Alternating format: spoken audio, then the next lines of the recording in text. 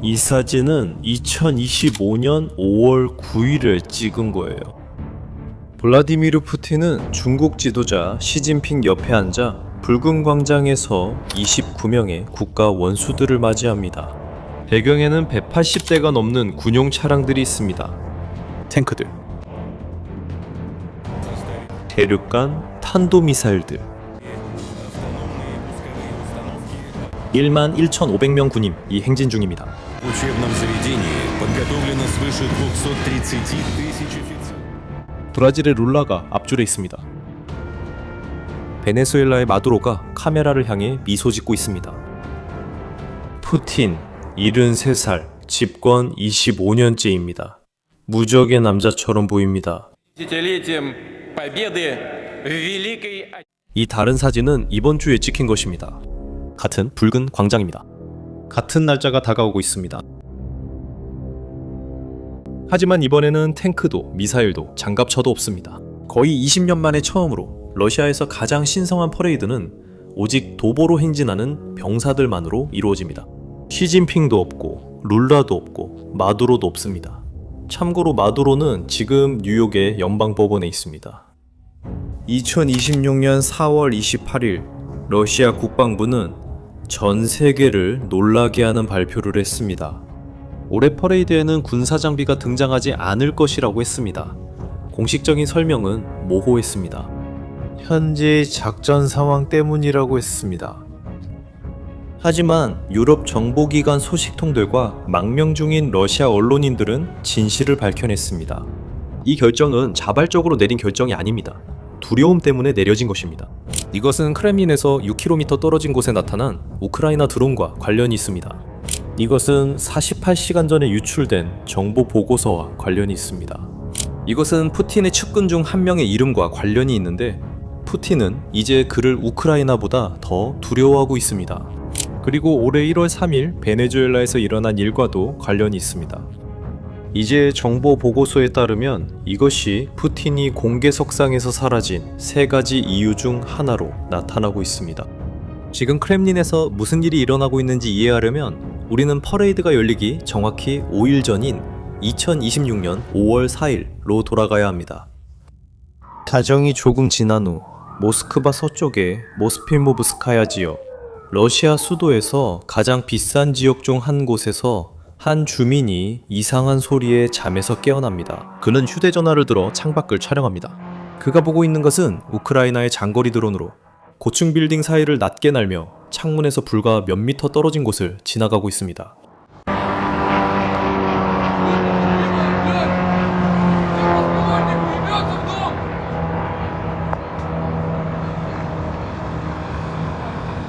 드론은 그의 건물을 지나 계속 날아가고 몇 초 후에 폭발합니다.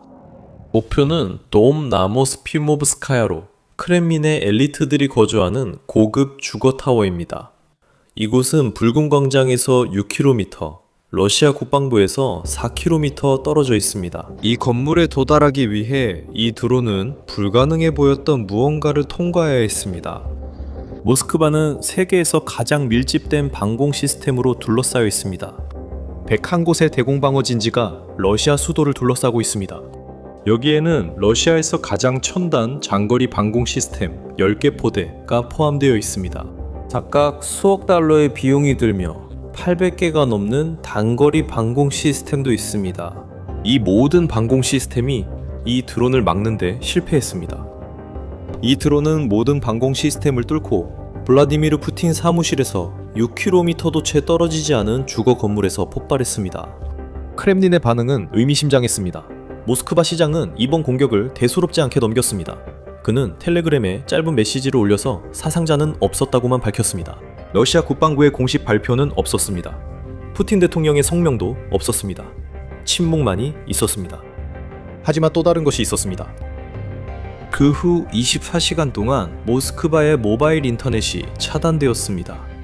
이 조치는 크렘린궁이 직접 드론 방어의 일환이라고 인정한 것입니다.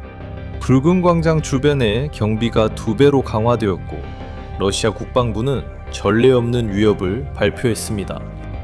만약 우크라이나가 5월 9일 퍼레이드를 공격할 경우 러시아는 키이우 중심부에 대규모 미사일 공격을 가할 것이라고 했습니다.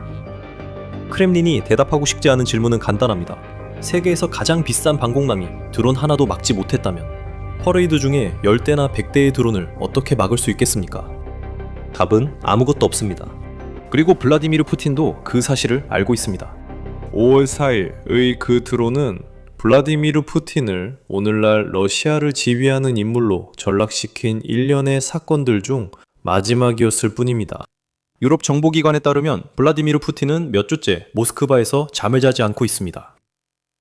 블라디미르 푸틴은 25년 동안 러시아를 통치해왔습니다. 그 오랜 시간 동안 그는 강철 차르의 이미지를 구축했습니다. 아무것도 아무도 두려워하지 않는 듯한 태도로 크렘린에서 외국 대통령들을 맞이하던 남자였습니다. 2026년에 그 남자는 사라졌습니다. 2025년에 푸틴은 최소한 17번의 대규모 공개 행사에 참석했습니다. 퍼레이드, 고위 인사들과의 만남, 군사시설 방문 등이었습니다. 2026년에 그 숫자는 급격히 줄어들었습니다. 그는 어떤 서방 지도자도 직접 만나지 않았습니다. 그리고 그가 국영 TV에서 하는 인터뷰는 러시아 망명 언론에 따르면 대부분 사전 녹화된 영상으로 생방송인 것처럼 보여집니다. 그리고 그럴 만한 이유가 있습니다. 푸틴은 더 이상 정기적으로 모스크바에서 잠을 자지 않습니다. 유럽 정보 보고서에 따르면 최근 파이낸셜 타임스와 CNN이 보도한 내용인데 블라디미르 푸틴은 러시아 남부 크라스노다르 지역의 벙커에서 몇 주씩 머물고 있다고 합니다. 이제 그의 가족도 그와 함께 벙커에서 살고 있습니다. 그를 둘러싼 보안 조치는 러시아 현대사에서 전례가 없는 수준입니다. 푸틴의 개인 요리사, 경호원, 사진사들은 인터넷에 접속할 수 있는 휴대폰 사용이 금지되었습니다. 이 직원들의 퇴근 후 자택까지도 감시 시스템으로 모니터링되고 있습니다. 또한 서방 정보 보고서에 따르면 푸틴은 최소 3명의 성형 수술로 외모를 바꾼 대역을 두고 있다고 합니다. 분석가들과 우크라이나 정보당국은 일부 공식 방문에 등장하는 인물이 진짜 푸틴이 아니라고 이미 밝혔습니다. 푸틴의 전 연설문 작성가였던 아바스 갈랴모프는 현재 망명 중인데 최근에 직접적인 비교를 했습니다. 우리가 보고 있는 것은 80년이 지난 지금 푸틴이 아돌프 히틀러의 마지막 날들을 반복하고 있다는 것입니다. 똑같이 벙커에 고립되어 있습니다. 전쟁을 집착적으로 세세히 관리하고 있습니다. 똑같이 자기 장군들을 불신합니다. 하지만 이 모든 보호장치는 푸틴이 공개적으로 인정하지 않는 이유 때문에 마련된 것입니다. 그는 우크라이나 드론만 피하는 것이 아닙니다. 훨씬 더 가까운 누군가로부터도 몸을 숨기고 있습니다. 이번 주에 파이낸셜 타임스와 CNN 같은 신문들 그리고 몇몇 망명 중인 러시아 포털들은 이름을 밝히지 않은 한 유럽 정보기관의 보고서 일부를 공개했습니다. 보고서의 첫 문장은 직설적입니다. 크렘린은 푸틴에 대한 쿠데타나 암살 시도 위험에 대해 우려하고 있습니다. 특히 러시아 정치 엘리트들 스스로가 드론을 사용하는 것에 대해 우려하고 있습니다. 보고서는 한 이름을 언급합니다. 세르게이 쇼이구. 69세, 10년 넘게 러시아 국방부 장관을 지냈습니다. 우크라이나 침공을 지휘했습니다. 현재는 러시아 안전보장회의 서기입니다. 겉보기에는 덜 중요한 자리지만 여전히 막대한 권력을 가지고 있습니다. 보고서는 쇼이구를 잠재적인 불안정 요인으로 묘사하고 있습니다. 2026년 3월 5일 루슬란 살리코프가 체포되었습니다. 살리코프는 수십 년 동안 세르게이 쇼이구의 오른팔이자 국방부 차관이었습니다.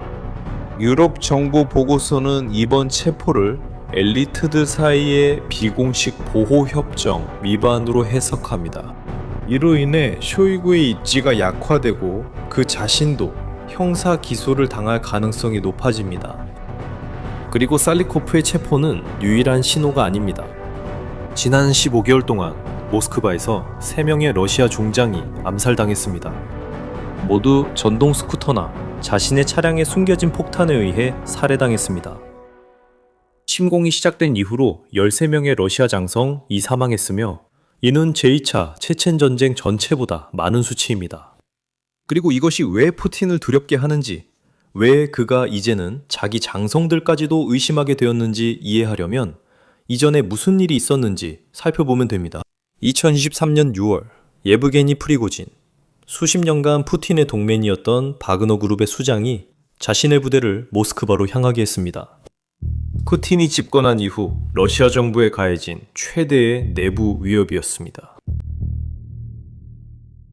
2달 후 프리고진의 비행기가 추락했습니다. 생존자는 아무도 없었습니다. 유럽 정보기관은 이제 다음 프리고진이 푸틴이 원하는 것보다 훨씬 더 가까이에 있을 수 있다고 지적합니다.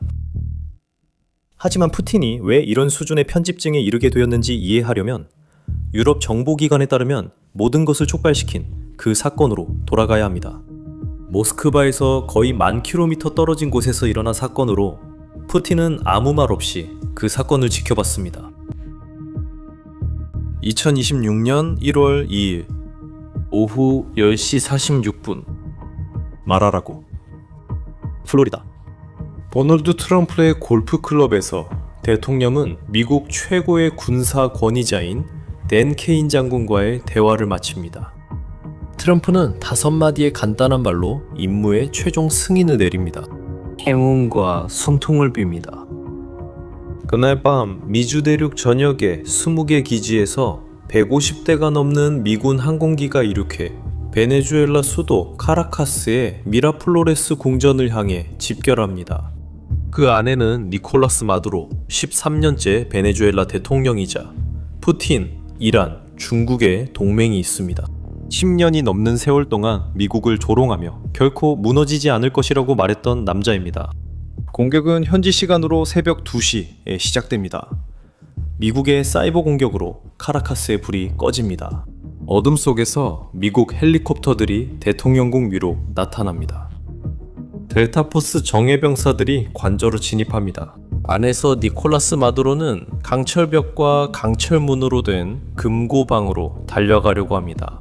마두로는 문까지 도착하지만 문을 닫지 못합니다. 미군 병사들이 너무 빨리 왔습니다. 마두로는 아내인 실리아 플로레스와 함께 체포됩니다. 두 사람은 수갑을 찬 채 헬리콥터로 이송됩니다. 1시간도 채 되지 않아 임무부대는 2명의 포로를 태우고 국제해역에 도착했습니다.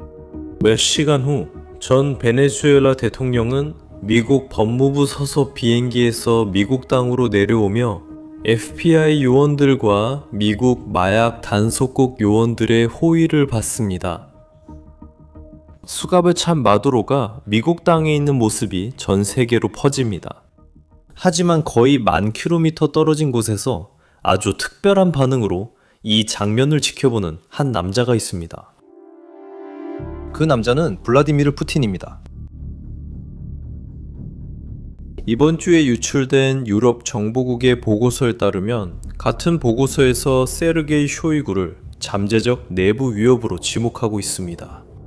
니콜라스 마두로의 체포가 푸틴의 현재 편집증을 촉발한 3가지 주요 요인 중 하나로 꼽혔습니다. 하지만 마두로의 체포는 아주 단순한 이유로 심리적 방아쇠가 되었습니다. 미국이 라틴 아메리카에서 푸틴의 주요 동맹국의 궁전에 침입해 대통령을 1시간 만에 체포하고 수갑을 채워 뉴욕으로 데려갈 수 있었다면 똑같은 일이 푸틴에게 일어나지 못할 이유가 무엇이겠습니까? 유럽 정보기관에 따르면 푸틴이 스스로 내린 답은 간단했습니다. 아무것도 없습니다. 그리고 바로 그 1월 밤 이후 몇 주 동안 푸틴은 오늘날 크렘림에 있는 벙커에 틀어박혀 있고 대역들로 둘러싸여 있으며 자기 장군들조차 의심하는 인물로 변하기 시작했습니다. 그리고 바로 그 악몽을 안고 푸틴은 3달 뒤 전 세계를 멈춰 세운 결정을 내렸습니다. 승리의 퍼레이드에서 전차를 빼기로 한 것입니다. 2026년 5월 9일 토요일 모스크바의 붉은 광장에서 러시아 달력에서 가장 신성한 퍼레이드가 열릴 예정입니다. 하지만 전 세계가 보게 될 이번 퍼레이드는 지난 20년 동안의 그 어떤 퍼레이드와도 다르게 보일 것입니다. 2025년에 붉은 광장을 지나갔던 180대가 넘는 군용 차량 행렬은 존재할 것입니다. 그 자리는 텅 빈 아스팔트만 남을 것입니다. 2025년에 행진했던 1만 1,500명의 병사들은 크게 줄어들었습니다.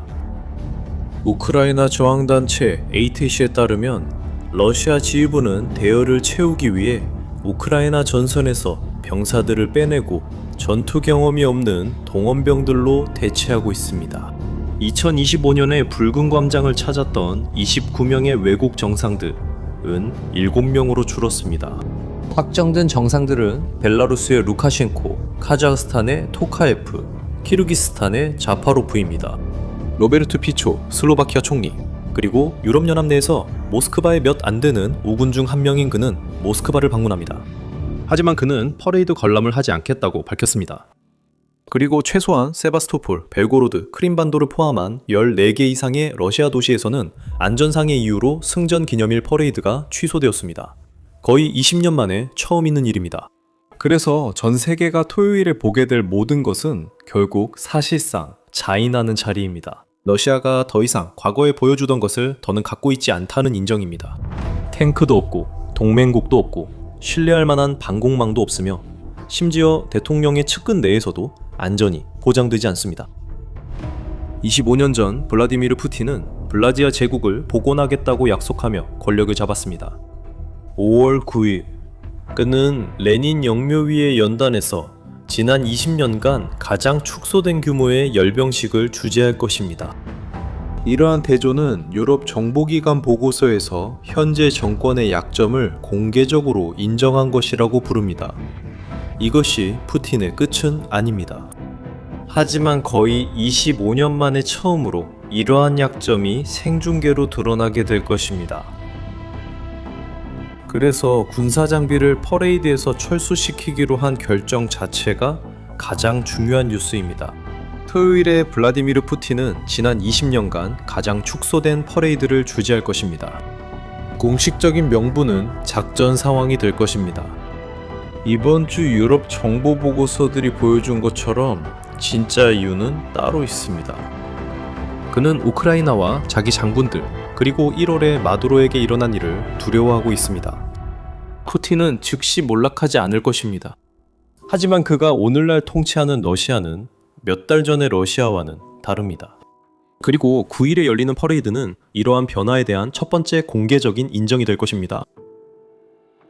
그리고 아마도 이 점을 가장 잘 요약한 사람은 바로 우크라이나 대통령 볼로디미르 젤렌스키 자신일 것입니다. 그는 이번 주 연설에서 이렇게 말했습니다. 러시아는 이제 주요 퍼레이드조차 우리에게 의존하게 됐습니다. 이것이 분명한 신호이며 이제 끝내야 합니다. 우리와 함께 해주시는 모든 분들, 우크라이나와 함께 해주시는 모든 분들께 감사드립니다. 우크라이나의 영광을. 영상이 마음에 드셨다면 구독과 알림 설정 부탁드려요. 다음에 또 만나요.